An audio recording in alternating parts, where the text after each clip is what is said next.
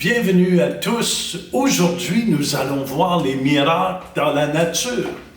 Et nous allons voir celui que Jésus, lorsqu'il a marché sur les eaux. On va regarder ensemble les Écritures.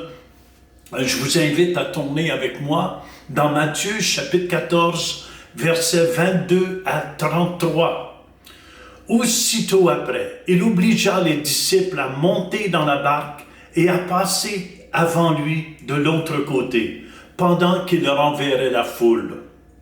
Quand il l'eut renvoyé, il monta sur la montagne pour prier à l'écart. Et comme le soir était venu, il était là seul. La barque déjà au milieu de la mer était battue par les flots, car le vent était contraire. À la 4e veille de la nuit, Jésus alla vers eux, marchant sur la mer. Quand les disciples virent marcher sur la mer, ils furent troublés et dirent « C'est un fantôme !» Et dans leur frayeur, ils poussèrent des cris. Jésus leur dit aussitôt « Rassurez-vous, c'est moi, n'ayez pas peur. » Pierre lui répondit « Seigneur, si c'est toi, ordonne que j'aille vers toi sur les eaux. » Et il dit « Viens, Pierre. » Pierre sortit de la barque et marcha sur les eaux pour aller vers Jésus. Mais voyant que le vent était fort, il eut peur. Et comme il commençait à enfoncer, il s'écria « Seigneur, sauve-moi !» Aussitôt Jésus étendit la main, le saisit et lui dit « Homme de peu de foi, pourquoi as-tu douté ?» Et ils montèrent dans la barque et le vent cessa. Ceux qui étaient dans la barque vinrent se prosterner devant Jésus et dire « Tu es véritablement le Fils de Dieu. » Et Seigneur, ce matin, je te demande de toucher tous les cœurs. Je te demande, Seigneur, de mettre une garde dans ma bouche. Dieu, le Saint-Esprit, prend toute la place. Viens nous enseigner la parole de Dieu.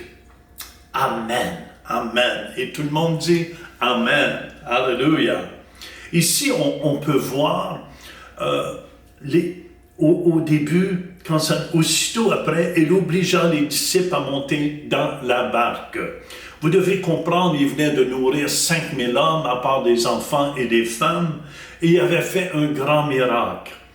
Puis il obligea de monter les disciples, il les obligea de monter dans la barque. Des fois, vous savez, on n'a pas le désir dans la chair, mais Jésus savait ce qui se produirait. C'est pour cette raison, des fois, on n'a pas toujours le goût. Mais c'est important d'apprendre à écouter la voix de l'Esprit, la voix de notre berger. Et on connaît ça quand Dieu a dit à Jonas, il l'a forcé d'aller à Nénive. Et parfois, on a besoin d'un coup de pouce du Seigneur pour avancer dans les choses de Dieu. Et il obligea de monter dans la barque. Marc 6, au verset 45, il obligea les disciples à monter dans la barque et à passer avant lui de l'autre côté, vers Bethsaïda, pendant que lui-même renverrait la foule. Et on doit comprendre ici, il dirigeait vers Bethsaïda, c'est la maison du poisson. On voit dans Jean 6, 17 ici, qu'il répète cette histoire. Étant monté dans une barque, ils traversèrent la mer pour se rendre à Capernaum. Il faisait déjà nuit et Jésus ne les avait pas encore rejoints. Et Capernaum ici veut dire village de réconfort et de provision. Probablement que Jésus leur avait dit d'aller de l'autre côté, car ces deux endroits étaient seulement à 6 kilomètres l'un de l'autre, sur le même côté de la mer de Galilée, pendant que lui renverrait la foule. Vous savez, il y a un temps pour tout sous le ciel. Des fois, la foule, c'est bon d'avoir la foule. On aime ça. Moi, j'aime ça quand il y a une grande foule et je prêche la parole de Dieu. Mais il y a un temps de ne pas rester avec la foule parce qu'on ne peut pas se confier dans la foule. C'est pour ça Ecclésiaste, chapitre 3, au verset 1, nous dit « Il y a un temps pour tout, un temps pour toutes choses sous les cieux. Amen. Et c'est pour ça que Jésus a renvoyé la foule. Puis après, dans le verset 23, ça nous dit, il monta sur la montagne pour prier. Amen. Le petit Robert, mouvement, ici pour le mot prier, c'est un mouvement de l'âme tendant à une communication spirituelle avec Dieu. C'est un échange avec Dieu fondé sur la Bible. Et vous savez, je pense que c'est très important, il venait de voir des grands miracles et tout, et la foule avait vu les miracles, mais qu'est-ce qui est le plus important? Il était dirigé par Dieu. Parce que toute notre instruction vient de Dieu. C'est pour ça, écoutez-moi, si vous voulez voir les guérisons, les miracles, que vous preniez du temps avec Dieu. Que vous passez du temps avec lui. Il était dirigé par l'Esprit. Quand tu es dirigé par l'Esprit, amen, il faut que tu t'éloignes des fois des gens. Tu dois t'éloigner des gens. Amen. Lui a été sur la montagne dans un lieu élevé. Hallelujah. Ce lieu élevé peut être dans votre maison, dans un coin de la maison, dans le grenier. Amen. Dans les bois. Mais je vous encourage de prendre un temps pour prier avec le Seigneur. Et ici, on voit, amen, c'est dans le silence. Pourquoi il a choisi la nuit pour aller prier? Parce que souvent, la nuit, il n'y a pas de bruit. Amen, il y a un silence au complet. Et pour moi, on se fait moins déranger et on entend plus la voix de Dieu. Car Jésus nous dit, mes brebis entendent ma voix. Fait que je veux vous encourager, qui est très important ici. Et aussi, il était là seul. Il est important de passer du temps seul. C'est bon de prier en groupe. Mais moi, je vous encourage, apprenez à aller vers votre Père qui est là dans les lieux secrets, qui est là, qui vous attend.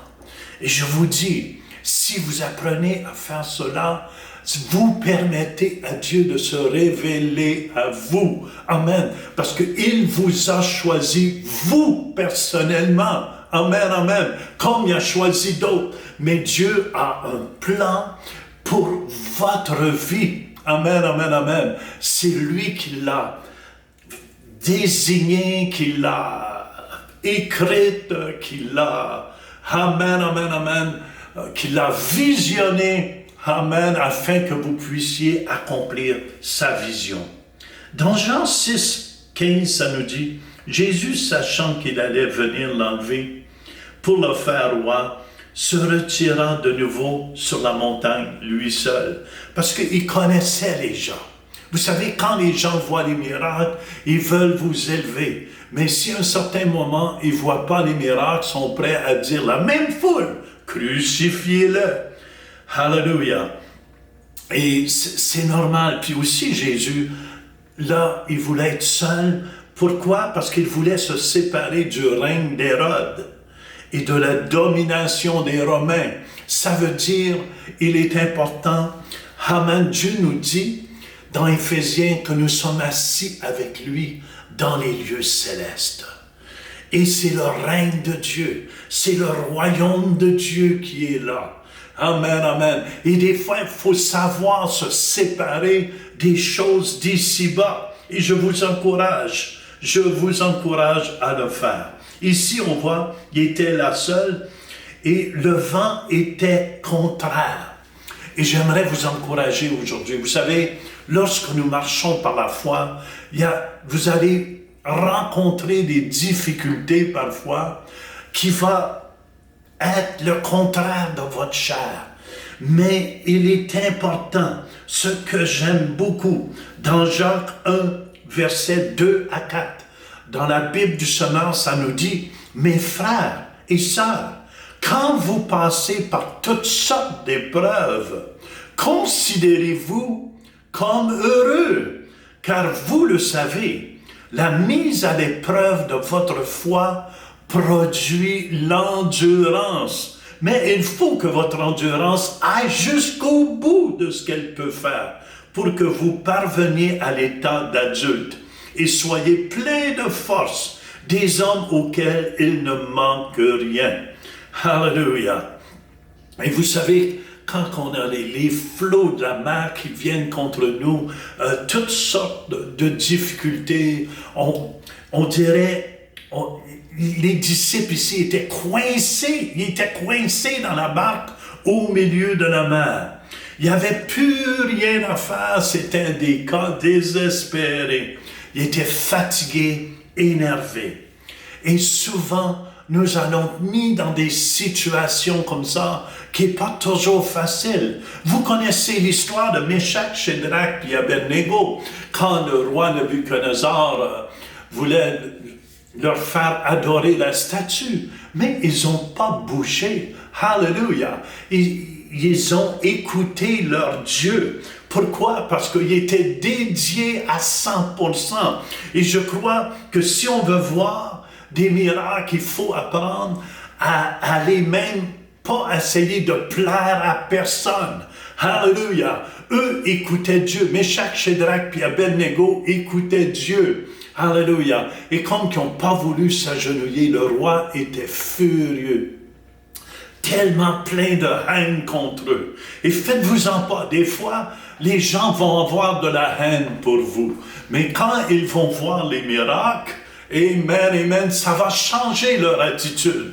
Leur attitude va changer. Ici, on voit le roi Nebuchadnezzar. Il a fait chauffer la fournaise 7 fois plus. Même ceux qui l'ont jeté, les jetés dans la fournaise, ils ont brûlé. Amen, ils sont morts. Mais eux n'ont pas fléchi le genou parce qu'ils ont dit, notre Dieu que nous servons va nous défendre. Et on connaît l'histoire, c'est tellement beau. Ils ont été jetés dans la fournaise ardente. Et, amen, Nebuchadnezzar a vu le Dieu qu'il servait parce qu'il y avait jeté 3 personnes dans la fournaise. Ils étaient maintenant 4. Alléluia! Quand vous vous appuyez sur les promesses de Dieu, sur la parole de Dieu, Jésus va toujours se présenter. Amen, amen, amen. Là où vous n'en pouvez plus. Là où il n'y a plus rien à faire. Humainement, vous allez voir Jésus venir sur la scène et faire de grands miracles. C'est ce que Jésus veut faire dans votre vie. Il est tellement important. Et on connaît l'histoire après. Amen. Ils ont été éprouvés dans leur foi. Est-ce qu'on met notre confiance en Dieu ou on écoute le roi Nebuchadnezzar? Ils ont placé leur confiance. Et dans le feu ardent, Nebuchadnezzar, le roi, a vu 4 personnes. Et Jésus était là avec eux. Jésus était là. Amen, qui marchait avec eux. Et Jésus, je veux vous encourager.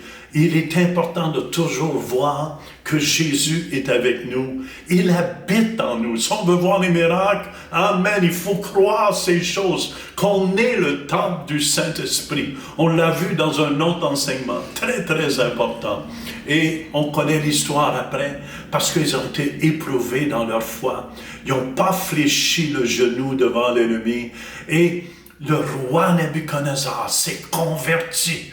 Alléluia! Parce qu'il a réalisé que le Dieu qu'il servait, c'était le Dieu qui était le plus grand. Et je veux vous encourager, le Dieu que nous servons est le Dieu créateur du ciel et de la terre. C'est le Dieu le plus puissant. Amen, amen. Et il marche avec nous. Il est avec nous. C'est pour ça que je veux vous encourager, amen, de placer toute votre confiance en lui. De ne pas vous appuyer sur les hommes. Et quand l'épreuve vient, alléluia, vous devez vous tenir debout. Amen. Et de ne pas avoir peur.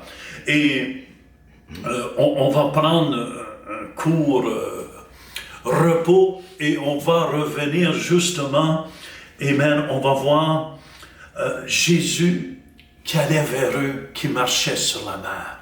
Et vous savez, Jésus veut vous apprendre à marcher dans le surnaturel. Amen, amen. Comme plusieurs frères ont été transportés dans l'esprit. Et Dieu veut vous apprendre à marcher avec lui dans les choses de l'esprit.